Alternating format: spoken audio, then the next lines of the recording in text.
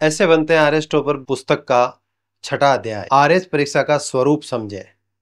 इस प्रतियोगी परीक्षा के राज्य स्तरीय संग्राम में कूदने से पहले हमें यह अच्छी तरह समझ लेना चाहिए कि इस परीक्षा को प्रतियोगी परीक्षा क्यों कहते हैं, जबकि विद्यालयों व विश्वविद्यालयों में केवल परीक्षा ही कहा जाता है। इस प्रतियोगी परीक्षा की प्रणाली क्या है, इस प्रतियोगी परीक्षा को क्या ध्यान में रखकर डिजाइन किया गया है, इसका स्वरूप क्या है, इसका चरित्र क्या है, इसके पैटर्न को गहराई से समझना आवश्यक है। इसके पैटर्न को ठीक ठीक समझकर ही हम कठिन परिश्रम के जरिए शीघ्र सफलता प्राप्त कर सकते हैं। इस प्रकृति को समझे बिना इसमें मनोवांछित सफलता अर्जित कर पाना दूर की कौड़ी साबित होगी। मैं ये इसलिए कह रहा हूं कि मैं ऐसे कई अभ्यर्थियों को जानता हूं जो इस परीक्षा की प्रकृति को सही सही जाने बिना ही इस दंगल में बार बार भाग लेते हैं और उन्हें सफलता की जगह निराशा ही हाथ लगती है। मैं एक ऐसे अभ्यर्थी को जानता हूं जिसने 5 बार आईएएस का इंटरव्यू दिया एवं 5 बार ही आरएस का इंटरव्यू दिया, लेकिन आईएएस या आरएस में चयनित नहीं हो पाया। जरा इस चित्र का अवलोकन करें। इस चित्र में 3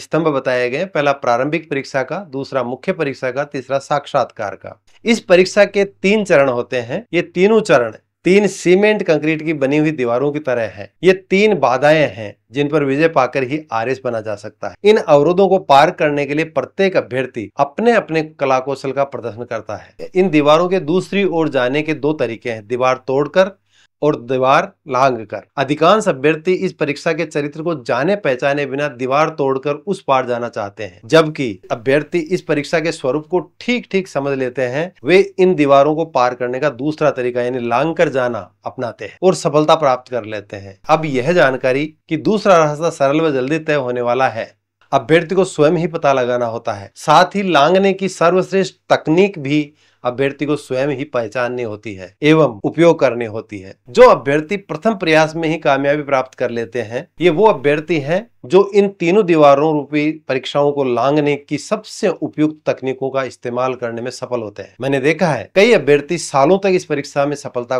की आस लगाए जूझते रहते हैं। जयपुर का टोंक फाटक क्षेत्र तो आरएस की परीक्षा की तैयारी करने वाले विद्यार्थियों का द्वीप बन गया है। यहाँ से कुछ अभ्यर्थी कामयाबी के शिखर को छू लेते हैं, परंतु अधिकांश विद्यार्थी इस परीक्षा के चरित्र को सही रूप से न पहचान पाने के कारण या तो गुमनामी के अंधेरों में खो जाते हैं या काफी संघर्षों के बाद अन्य सेवाओं में ही जाने के लिए मजबूर होना पड़ता है। आरएएस की परीक्षा कोई लोहागढ़ का किला नहीं है जो अजेय है। हाँ, यह सत्य है कि यह परीक्षा कठिन जरूर है, लेकिन सही समझ व उपयुक्त युक्ति से इसमें सफलता अवश्य पाई जा सकती है। आरएएस परीक्षा में कामयाब होने के लिए ज्ञान के साथ साथ वह दक्षता व निपुणता भी चाहिए होती है जो आपके प्रस्तुतिकरण व ज्ञान को पेश करने के ढंग में निखार लाती है। मैं दक्षता की बात इसलिए कर रहा हूं क्योंकि इस स्किल को विकसित कर इस प्रतियोगी परीक्षा में एक साधारण छात्र भी सफल हो सकता है। इस बात के ठोस प्रमाण मेरे द्वारा सफल आरएएस अधिकारियों पर किए गए अध्ययन में निकल कर सामने आए हैं। हालांकि सीधी भर्ती से बनने वाले आरएएस अधिकारियों में अधिकांश अधिकारी यानी 83% स्नातक स्तर पर फर्स्ट डिविजनर्स होते हैं, परंतु शेष 17% अधिकारी सेकंड व थर्ड डिविजनर्स होते हैं। और इस परीक्षा में काफी टॉपर्स व फर्स्ट डिविजनर्स इस प्रतियोगी परीक्षा के चरित्र को समझे बिना व अपने को परीक्षा की आवश्यक अनुरूप डाले बिना ही परीक्षा में बैठते हैं। ऐसे अभ्यर्थी स्नातक स्तर पर फर्स्ट डिविजनर्स होते हुए भी यहाँ असफल हो जाते हैं। और आश्चर्य की बात तो यह है कि ये प्रतियोगी बार बार असफल होने पर भी अपना आत्म अवलोकन नहीं करते। इस पुस्तक को एक प्रेरक, गाइड व उत्प्रेरक के रूप में पेश करने का कारण अब्राहम लिंकन के इस अमर वाक्य के माध्यम से आप तक संप्रेषित करना चाहूंगा। उन्होंने कहा था कि यदि मुझे कोई लकड़ी काटने के लिए 6 घंटे दे तो मैं उसमें से 4 घंटे अपनी कुल्हाड़ी की धार तेज करने में लगाऊंगा। यह बहुत ही शिक्षाप्रद कथन है। आपको अधिकांश समय डटे रहकर कुल्हाड़ी की धार को तेज करना है। इसके लिए अखंड धैर्य की आवश्यकता होगी, अक्षुण्ण प्रेरणा की जरूरत होगी तथा असीम सहनशीलता की आवश्यकता होगी। ऐसी स्थिति में यह पुस्तक आपके श्रेष्ठ मित्र का काम करेगी। अब्राहम लिंकन कहना चाह रहे हैं कि काम करना या ज्यादा से ज्यादा काम करना ही महत्वपूर्ण नहीं है, बल्कि उपयुक्त तरीके व तकनीक से काम करना उससे कहीं ज्यादा महत्वपूर्ण है। यदि आप कुल्हाड़ी की धार तेज करके पेड़ काटते हैं तो 2 घंटे में ही आप उससे अधिक लकड़ियां काट लेंगे जितना आप बिना धार लगाकर 6 घंटे में काटते हैं। यानी पढ़ाई के अलावा भी कुछ ऐसी बातें होती हैं जो पढ़ने से कम महत्वपूर्ण नहीं होती। प्रतियोगी परीक्षा अन्य परीक्षाओं से अलग कैसे है? अब हम ये देखते हैं कि अंततः प्रतियोगी परीक्षा का चेहरा होता क्या है। जो उसे अन्य परीक्षाओं से अलग करता है। चयन पद्धति, यह प्रतियोगी परीक्षा का वह महत्वपूर्ण चरित्र है जो इसे समस्त महाविद्यालयीन परीक्षाओं से अलग कर देता है। महाविद्यालय में परीक्षाएं पास और फेल होने की नीति पर आधारित रहती है। यहाँ न्यूनतम अंक ले आइए, आपका वह वर्ष सार्थक हो जाएगा और आप आगामी कक्षा में पहुंच जाएंगे। इस तरह पास करते करते आपको अंत में एक डिग्री मिल जाएगी। लेकिन प्रतियोगी परीक्षाएं ऐसी नहीं होती। इनमें पास और फेल की पद्धति काम नहीं करती, यहाँ चयन का सिद्धांत काम करता है।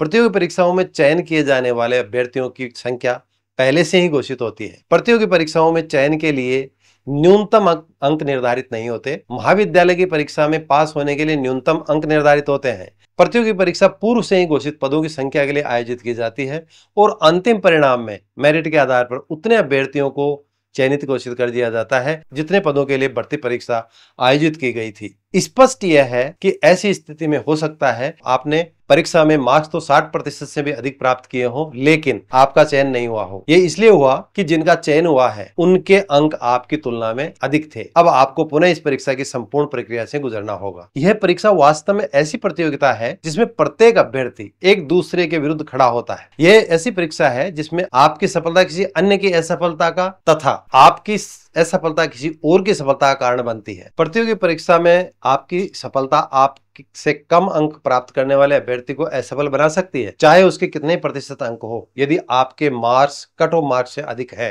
तो महाविद्यालय की परीक्षा में एक विद्यार्थी की सफलता दूसरे विद्यार्थी की सफलता या असफलता से कोई संबंध नहीं रखती। महाविद्यालय की परीक्षा में प्रत्येक विद्यार्थी कम से कम वह न्यूनतम अंक प्राप्त कर लेना चाहता है जो पास होने के लिए जरूरी है। अन्य विद्यार्थियों से इसका कोई लेना देना नहीं होता। विद्यालय व महाविद्यालय की परीक्षा में एक विद्यार्थी भी पास हो सकता है और सारे के सारे विद्यार्थी भी पास हो सकते हैं, परंतु प्रतियोगी परीक्षा में ऐसा नहीं होता। इसमें उतने ही अभ्यर्थी पास या चयनित होंगे जितने पदों के लिए परीक्षा आयोजित की गई थी। यानी जितने पदों के लिए परीक्षा आयोजित की गई थी उतने अभ्यर्थी तो पास किए ही जाएंगे, चाहे उनके मार्क्स कितने भी हों। आरपीएससी की परीक्षा प्रतियोगी परीक्षा है। इसमें प्रत्येक परीक्षार्थी दूसरे परीक्षार्थी से जूझता है, आगे निकलने के लिए संघर्ष करता है। हर अभ्यर्थी ऐसी दौड़ दौड़ते हैं जिसमें प्रत्येक अभ्यर्थी दूसरे से हर हाल में आगे जाना चाहता है। यह स्थिति में क्रिस्टोफर मैकडोगल द्वारा अपनी पुस्तक बोर्न टू रन में दिए एक रूपक के माध्यम से और स्पष्ट करना चाहूंगा, ताकि आपके मस्तिष्क में यह बात ठीक ढंग से बैठ जाए कि आरपीएससी को कैसे जीता जाए, इसके लिए कैसा माइंडसेट चाहिए। Christopher McDougall writes, every morning in Africa, a gazelle wakes up. It knows it must outrun the fastest lion or it will be killed. Every morning in Africa, a lion wakes up. It knows it must run faster than the slowest gazelle or it will starve. It doesn't matter whatever you are, lion or a gazelle. When the sun comes up, you would better be running. ठीक यही स्थिति RAS परीक्षा में बैठने वाले विद्यार्थियों पर लागू होती है। चाहे शेर हो या हिरण, दौड़ना है जीतने के लिए। दौड़ना भी अन्यों से तेज है। यदि शेर हो तो भोजन के लिए और अगर हिरण हो तो बचाव के लिए। दोनों को ही अस्तित्व की लड़ाई लड़नी होती है। डू और डाई, या तो करो नहीं तो दौड़ के बाहर। आप में इस प्रतियोगिता के लिए खिलाड़ियों की तरह एक विशेष क्षमता चाहिए जिसे हम किलर इंस्टिंक्ट कहते हैं। इसलिए इस परीक्षा की तैयारी की पद्धति भी निश्चित तौर पर बदल जाती है। जटिल व मिश्रित प्रक्रिया। जो एकेडमिक परीक्षाएं स्नातक स्तर पर होती हैं उनका चरित्र अलग होता है। जैसे मैंने कृषि विज्ञान से स्नातक परीक्षा पास की तो उसमें जितने भी विद्यार्थी थे वे सभी कृषि संकाय के थे। हमारा इंजीनियरिंग, आर्ट्स, वाणिज्य, मेडिकल, मैनेजमेंट इत्यादि संकायों के विद्यार्थियों से कोई कॉम्पिटिशन नहीं था। न ही उनका प्रदर्शन हमारे पास या फेल होने को प्रभावित करता था। कॉलेज में पढ़ाने वाले समान होते थे, पुस्तकें भी समान होती थी, पाठ्यक्रम भी समान होता था, सुविधाएं भी समान होती थी। यानी महाविद्यालय की परीक्षाओं में सब कुछ सीधा, स्पष्ट और सरल सा था। लेकिन आरपीएससी द्वारा करवाई जाने वाली आरएएस की परीक्षा का स्वरूप न तो सीधा है, न स्पष्ट, न सरल और न ही सपाट। यह परीक्षा एक ऐसा महाभारत संग्राम है जिसमें न जाने कितने कितने विषयों की सेनाएं आकर टकराती हैं। यह परीक्षा हिंद महासागर की तरह है जिसमें विभिन्न विषयों रूपी नदियां विभिन्न पहाड़ों से निकलकर अपनी अपनी दूरियां तय कर हिंद महासागर में मिलती हैं। इस प्रतियोगिता में भिन्न भिन्न विषयों यथा science, commerce, arts, engineering, management, law, medical, CA इत्यादि से आने वाले अभ्यर्थी भाग लेते हैं, जिनकी पृष्ठभूमि, मानसिक स्तर, शैक्षणिक स्तर, अध्ययन सामग्री, सामाजिक परिवेश इत्यादि संबंधी काफी भिन्नताएं होती हैं, परंतु इन सब एक समान प्रश्नों को हल करना होता है। आरपीएससी को आपकी इन भिन्नताओं से कोई लेना देना नहीं है। इस परीक्षा में आपकी प्रतियोगिता सिर्फ आपके विषय वालों से ही नहीं, बल्कि सभी विषय वाले विद्यार्थियों से है। आपकी सफलता केवल इस बात पर निर्भर नहीं करती कि आपकी तैयारी कैसी है, बल्कि इस बात पर भी निर्भर करती है कि इस परीक्षा में भाग लेने वाले अन्य अभ्यर्थियों की तैयारी कैसी है। यह संभव है कि आपके एक वर्ष में 54% अंक आए और आपका चयन नहीं हो, लेकिन यह भी संभव है कि अगले साल आपके 50% अंक आए और आपका चयन हो जाए। यही कारण है कि यह परीक्षा मांग करती है कि आप अपना सर्वोत्तम दें। इस परीक्षा में उस क्षमता से काम नहीं चलता कि कोर्स पढ़ लिया और पास हो गए। यहाँ आपके चयन की प्रक्रिया आप तक ही सीमित नहीं है। यहाँ कई धावक दौड़ते हैं। जो धावक अन्य धावकों को पछाड़ देता है वह जीत जाता है।